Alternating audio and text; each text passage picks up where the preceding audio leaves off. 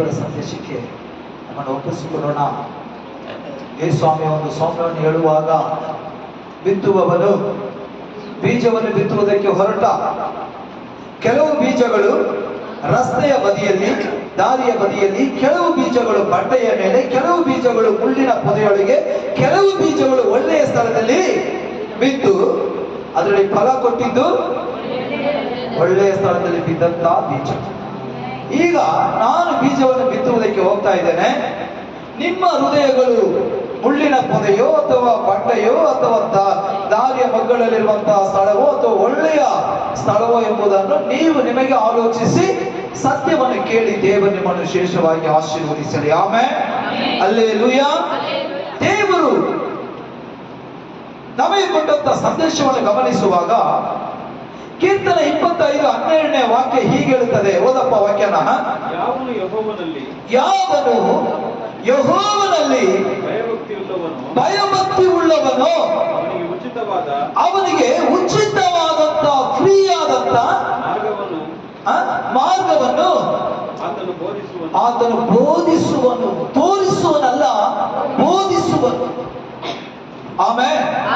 ಇವತ್ತಿನ ಸಂದೇಶದ ಪೀಠಿಕೆ ಕರ್ತನು ಬೋಧಿಸುವಂತಹ ದೇವರು. ಯಾವ ರೀತಿ ಆತನು ಬೋಧಿಸ್ತಾನೆ? ನಾವು ದೇವರ ವಾಕ್ಯವನ್ನು ಗಮನಿಸುವಾಗ ದೇವರಿಗೆ ಭಯಪಟ್ಟು ದೇವರ ಸಮ್ಮುಖದಲ್ಲಿ ಕಾದಿದ್ದು ಯಾವುದೇ ಕಾರ್ಯವಾಗಲಿ ಆತನ ಮುಂದೆ ನಾವು ವಿಜ್ಞಾಪನೆ ಮಾಡಿ ಆತನನ್ನು ಕೇಳುವಾಗ ಆತನು ನಮಗೆ ಬೇಕಾದಂತ ಆಲೋಚನೆಯನ್ನು ಹೇಳಿ, ನಾವು ನಡೆಯಬೇಕಾದಂತ ಮಾರ್ಗವನ್ನು ಬೋಧಿಸಿ, ನಾವು ಹೋಗಬೇಕಾದಂತ ದಾರಿಯನ್ನು ತೋರಿಸಿ ಆತನು ನಮ್ಮನ್ನು ನಡೆಸುವಂತಹ ದೇವರಾಗಿದ್ದಾರೆ. ಕರ್ತನು ನಮಗೆ ಆಲೋಚನೆಯನ್ನ ದೇವರು ನಮಗೆ ಕೊಡ್ತಾನೆ. ದೇವರ ಆಲೋಚನೆಯನ್ನು ಕೊಟ್ಟು ಆತ ನಮ್ಮನ್ನು ಬೋಧಿಸಿ, ಈ ದಾರಿಯಲ್ಲಿ ಹೋಗು, ಈ ರೀತಿ ಮನೆ ಕಟ್ಟು, ಈ ಬಿಸ್ನೆಸ್ ಪ್ರಾರಂಭ ಮಾಡು, ಈ ಕೆಲಸ ಪ್ರಾರಂಭ ಮಾಡು, ಇಲ್ಲಿ ಹೋಗು, ಅಲ್ಲಿ ಹೋಗು ಎಂಬುದಾಗಿ ಕರ್ತನು ನಮಗೆ ದಾರಿ ತೋರಿಸುವಾಗ ಆ ದೇವರು ತೋರಿಸಿದಂತ ದಾರಿಯಲ್ಲಿ ನಾವು ಹೋದಾಗ ಯಾವ ಮನುಷ್ಯನಿಂದ ಅದನ್ನು ಅಡ್ಡಿ ಮಾಡುವುದಕ್ಕೆ ಸಾಧ್ಯ ಇಲ್ಲ. ನೋಡಿ, ದೇವರ ವಾಕ್ಯ ಹೀಗೆ ಬರೆಯಲ್ಪಟ್ಟಿದೆ. ಭಯಭಕ್ತಿ ಉಳ್ಳವನು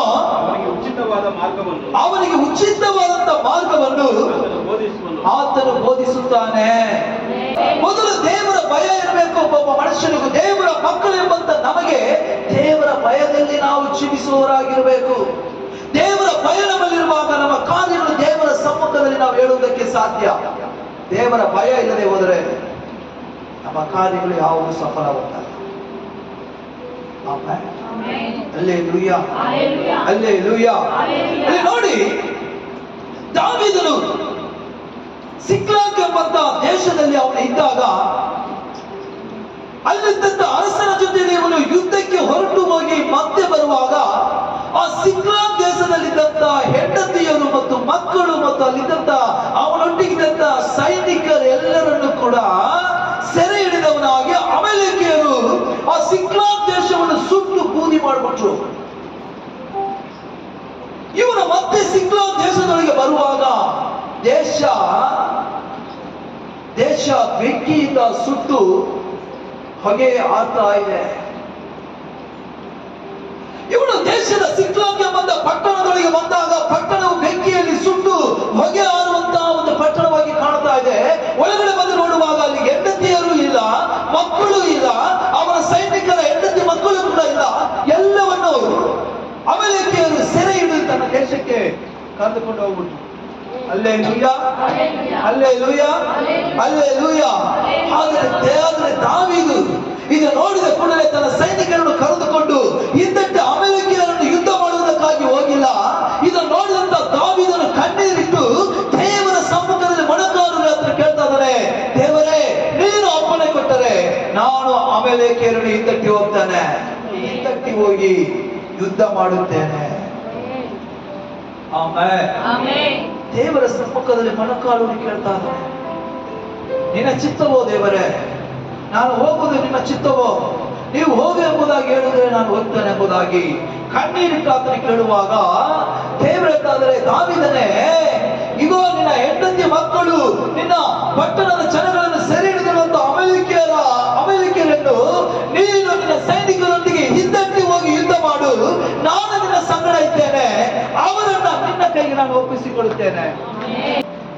ಒಬ್ಬರಲ್ಲ ಇಬ್ಬರಲ್ಲ, 40 ಲಕ್ಷ ಜನ ಕಾನಾನ್ ದೇಶಕ್ಕೆ ದೇವರು ಅವನ್ನ ಕರ್ಕೊಂಡೋಗ್ಬೇಕು ಎಂಬುದಾಗಿ ಯೋಶುವನನ್ನ ದೇವರು ಆರಿಸಿಕೊಂಡಿದ್ದಾರೆ. ಈತನಿಗೆ ಅನುಭವವಿಲ್ಲ, ಆದ್ರೆ ಕಾನಾನ್ ದೇಶಕ್ಕೆ ಇವನ್ನ ಸೇರಿಸಬೇಕು. ಈಗ ನೋಡಿ, ಯೋಶುವನಿಗೆ ಹೃದಯದಲ್ಲಿ ಭಯ ಬಂತು. ಒಬ್ಬರು ಇಬ್ಬರು ಅಥವಾ 10 ಜನ 15 ಜನ 20 ಜನವನ್ನ ಕರ್ಕೊಂಡು ಹೋಗಿ 40 ಲಕ್ಷ ಜನರನ್ನು ನಾನು ಕಾನಾನ್ ದೇಶಕ್ಕೆ ಸೇರಿಸಬೇಕಾದ್ರೆ ನಾನು ಯಾವ ರೀತಿ ಅವನ್ನ ಸೇರಿಸಬೇಕೆಂಬುದಾಗಿ ಅವನ ಹೃದಯದಲ್ಲಿ ಭಯ ಬಂತು. ಹಲ್ಲೆಲೂಯಾ.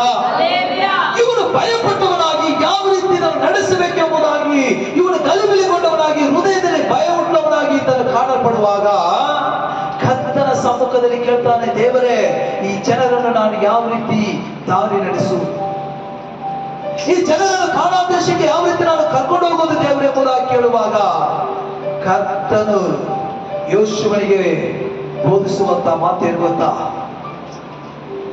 ಯೋಶುವನೇ, ನೀನು ಜೀವಂತವಾಗಿರುವ ತನಕ ನಿನ್ನ ಮುಂದೆ ಒಬ್ಬನು ಕೂಡ ನಿಲ್ಲಲಾರನು. ಹಲ್ಲೆಲೂಯಾ. ನೀನು ವಿಭ್ರಮೆಗೊಳ್ಳಬೇಡ, ಭಯಪಡಬೇಡ. ಮೋಶೆಯೊಂದಿಗಿದ್ದಂತ ದೇವರು, ನಾನು ನಿನ್ನ ಸಂಗಡ ಇದ್ದೇನೆ, ನಾನು ನಿನ್ನನ್ನು ದೃಢಪಡಿಸಿ ನಡೆಸುತ್ತೇನೆ, ಇವರನ್ನು ಕಾನಾನ್ ದೇಶಕ್ಕೆ ಕರೆದುಕೊಂಡು ಹೋಗು. ನೋಡಿ, ಆ 25ನೇ ಕೀರ್ತನೆಯಲ್ಲಿ 4ನೇ ವಾಕ್ಯ ಓದಪ್ಪ.